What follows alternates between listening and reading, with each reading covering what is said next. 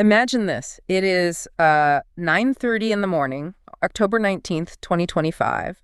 The Louvre, one of the world's great cultural institutions, it's open. Yeah, doors have just opened. Tourists are just starting to wander in, probably grabbing maps, totally unaware that just one floor up, a small crew, disguised as construction workers, is starting this, well, incredibly audacious daylight robbery. Right, and it's so brazen, so blunt.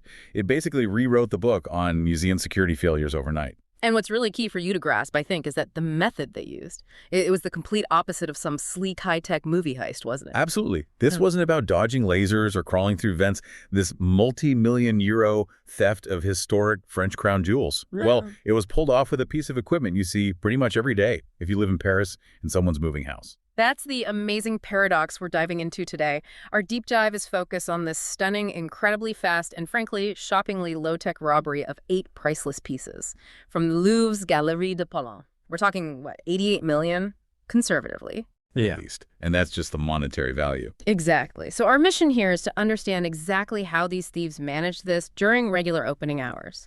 And maybe more importantly, what this huge breach tells us about how fragile our priceless cultural heritage can be, especially when maybe security gets a bit complacent. Yeah, I think looking at all the sources, the main takeaway isn't about some criminal mastermind plot. It's really a devastating exposure of systemic vulnerability. It feels less like a clever caper, And more like... More like something that was bound to happen, a predictable consequence almost of warnings that weren't headed and security upgrades that were put off for too long. The simplicity of it was key, yes, but it only worked because the museum knew about these weaknesses. They'd been warned for years. Okay, let's get into the audacity of it, the timeline, because the speed, that's the first thing that just blows your mind. Happened just 30 minutes after the museum opened its doors. Right, around 9:3 a.m. CEST. Perfect timing, in a way. Enough people around to create chaos and blend in, but maybe too early for security to be fully ramped up or focused in that specific area. And the disguise was part of the weapon, you could say? Totally. Yellow and orange, high-vis vests. Sounds almost laughably simple, but think about it. In Paris, there's always construction. Always renovation happening somewhere. You just assume they belong there. Exactly. Those vests, let them move around, even move heavy, maybe unusual-looking equipment, right in plain sight. Nobody bats an eyelid, not security, not the public. It just normalizes their presence. And the heavy equipment, this is the detail that's just wild. A furniture lift. Yep. One of those big hydraulic lifts, the ones made by companies like Bucker. Parisian movers use them all the time to get sofas and wardrobes up to first or second floor apartments because the staircases are often too narrow. It's genius in its absurdity. So they didn't need Mission Impossible gear. No complex planning in that sense. They just drove this thing up to Louvre, approached from the side facing the Seine River, that's the south side of the building. They extended the lift platform up to a first-story balcony. I think it's called the Balcon de Charles IX historically. Right, onto the balcony. And that was the entry point. Yeah. Using a standard moving tool like that, it just bypasses all the usual high-security thinking, doesn't it? It exploits expectations about mundane, everyday activities. So they're on the balcony, 2 of them, faces covered with balaclavas, and then they use a disc cutter, like an angle grinder, to slice right through a large glass window. That gets them in the Galerie de Paulin. That must have made a racket. Surely that set off alarms. Oh, it did. The breach definitely triggered alarms. But the thing is, the internal response just wasn't fast enough. Because they were incredibly quick inside. Astonishingly quick. Sources confirm they spent only 4 minutes inside the actual gallery. Yeah. 4 minutes. They knew exactly where to go. Smashed 2 glass display cases. And apparently they threatened any guards who got close, mostly just by brandishing the power tools they still had. The noise, the aggression, it was enough. 4 minutes inside. Given the security you'd expect around crown jewels, it's almost impossible to process. And the whole operation, from the lift hitting the balcony to them speeding off, under 8 minutes total. 8 minutes, and the getaway just as brazen, I hear. Absolutely. They jumped on motor scooters and just zipped away along the banks of the Seine, vanished into the city traffic. Unbelievable. And wasn't there something about them trying to destroy the lift? Yeah, sort of a final, almost clumsy act of defiance. They tried to set the lift basket on fire before they left. Yeah. Seems it was a pretty poor attempt, didn't really work, maybe intended to destroy fingerprints or something. And the lift company, Bucker. Oh, the irony. Bucker apparently found themselves going viral afterwards because their own advertising highlights the speed and quietness of their lifts. The very features that made it the perfect, albeit accidental, tool for this crime. Talk about unintended consequences for their marketing department. Okay, so that speed, that audacity, Yeah. it makes you wonder, what did they actually manage to grab in those 4 minutes? 8 pieces. 8 specific pieces of the French crown jewels. The total value, as you said, estimated around 88 million. But, as the prosecutor rightly pointed out pretty quickly, the real loss, the bigger loss, is to France's historical heritage. These aren't just jewels. Their history. Absolutely. These aren't just random shiny things. They seem to have targeted specific, historically significant sets, right? Things tied to French royalty, the empire. Exactly. The haul included the tiara, the necklace, and 1 earring from the famous sapphire set. That belonged to Queen Marie Amélie and also Queen Hortense. Very significant pieces. And they also got the emerald necklace and a pair of emerald earrings from Empress Marie Louise's collection. That's right. Plus, 2 pieces associated with Empress Eugénie de Montijo, this very elaborate reliquary brooch, and a large diamond corsage bow brooch. So yeah, they seemed focused on these cohesive sets, mostly from the 19th century, linked to these really powerful female figures in French history. But they almost got away with 9 pieces. They did. They initially grabbed 9, but, well, maybe luck, maybe just clumsiness in their haste. They dropped 1 piece in the street as they were fleeing. Which one was it? The crown of Empress Eugénie. A really iconic piece. It was recovered, thankfully. Damaged, though. Reports suggest they tried to pull it through an opening in the display case that was just too small, and that's how it got damaged. Oh, no. Can it be fixed? Initial assessments seem positive, thankfully. Experts think restoration is highly likely. So a small silver lining, perhaps. Okay, but here's where it gets, I think, really interesting, maybe even baffling, what they didn't take. Right. This is the crucial part for understanding their possible motives. They left behind the single most valuable items in that entire gallery. They walked right past the 3 most famous, most valuable, most recognizable diamonds, the Regent, the Sancy, and the Hortensia. The Regent diamond alone is valued at, what, 51 million? Easily. Possibly more. And they ignored it. Why? Why skip the literal crown jewel of the crown jewels? That feels counterintuitive for a smash and grab. It does, until you think about the practicalities of fencing stolen goods. That choice, leaving those famous stones, is probably the biggest clue we have about who these thieves might be, or at least who they might be working for. How so? Well, think about it. A massive, unique, internationally famous diamond like the Regent. It's effectively priceless, but also worthless on the black market. Because it's too famous. Exactly. It's too hot. It's instantly recognizable anywhere in the world. Every major police force, every insurer, every serious diamond dealer knows exactly what it looks like. Its provenance is meticulously documented. Trying to sell the Regent, or even the Sancy or Hortensia, would be like trying to sell the Mona Lisa. It screams stolen and brings down immense heat. It's basically radioactive material in the criminal underworld. So high value doesn't mean high liquidity, not for something that famous. Precisely. The historical tiaras, the necklaces, the brooches, yes, they're collectively worth a fortune, 88 million. But they are much, much easier to dispose of quietly. How? They can be broken down, dismantled. The individual sapphires, emeralds, diamonds, they can be removed from their settings. They could potentially be recut slightly to alter their appearance, maybe melted down if it's just the gold setting. Once they're loose stones, they lose their immediate, obvious connection to the stolen piece.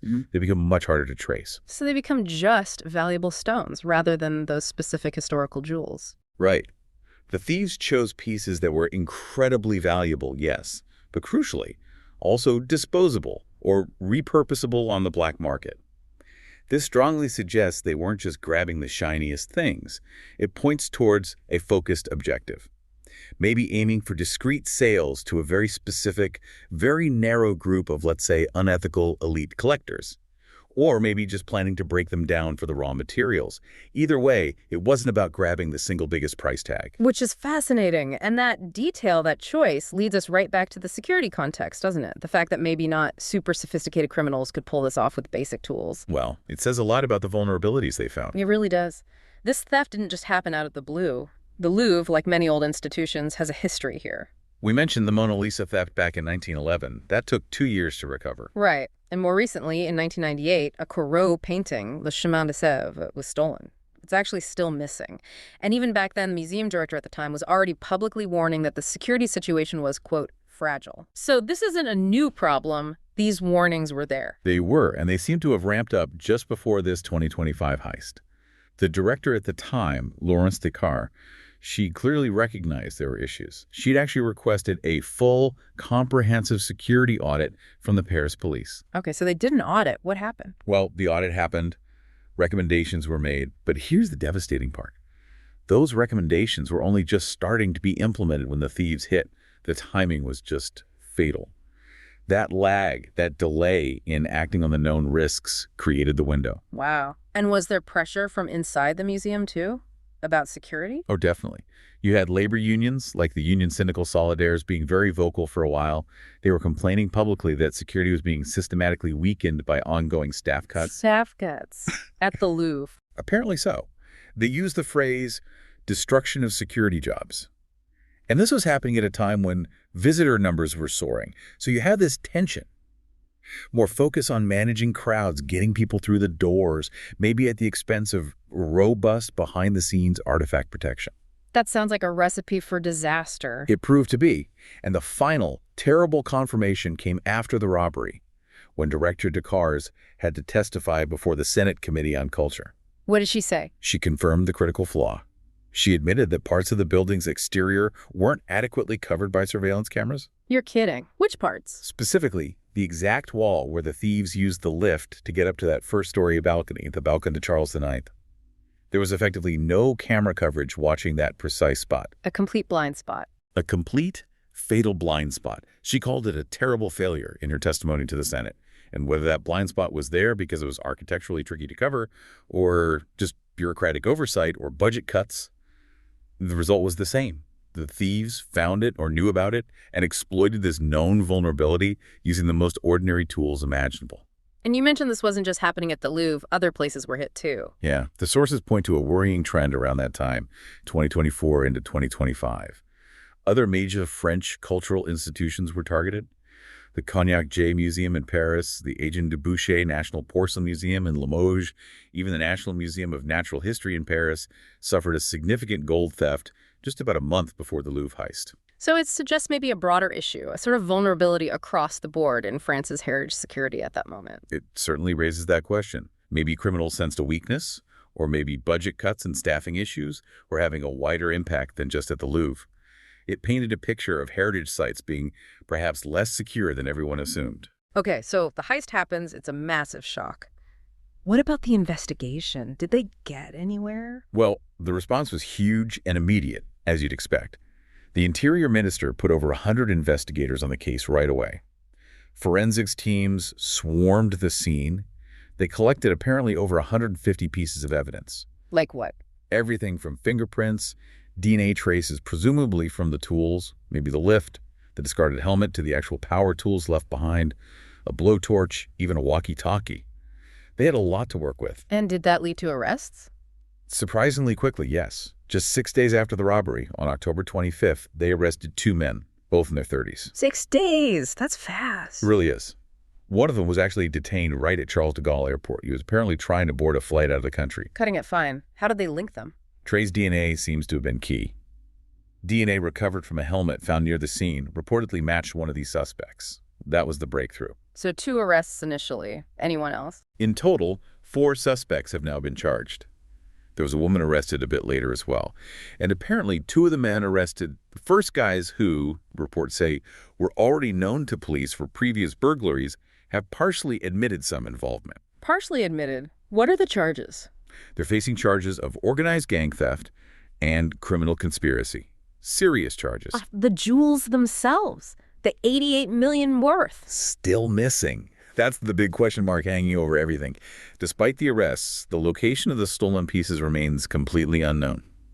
Wow. So what happened at the Louvre immediately after? They must have closed. Oh, yeah, closed immediately.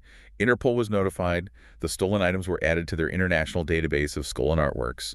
And interestingly, as a major precaution, other highly valuable jewels that were still at the Louvre were physically moved out of the museum. Moved to where? To the vaults of the Bank of France. Presumably considered a more secure location in the immediate aftermath. It shows the level of shock and concern, doesn't it? Taking treasures out of the museum itself for safekeeping. Absolutely. And the political fallout, you mentioned the government earlier. Swift and pretty brutal. Oh, yeah. President Macron condemned it, of course, and ordered an immediate speeding up of those security recommendations from the audit that had been delayed. Closing the stable door after the horses bolted, perhaps? But the opposition must have jumped on this. Oh, completely. It was prime political ammunition. Opposition leaders, people like Jordan Bardella from the National Rally, Eric Ciotti from the UDR party, they launched really scathing attacks on the government. What did they say? They called the robbery a humiliation for France, a profound symbol of collapse for national institutions. They basically used it as proof that the government wasn't capable of maintaining order or protecting the nation's heritage.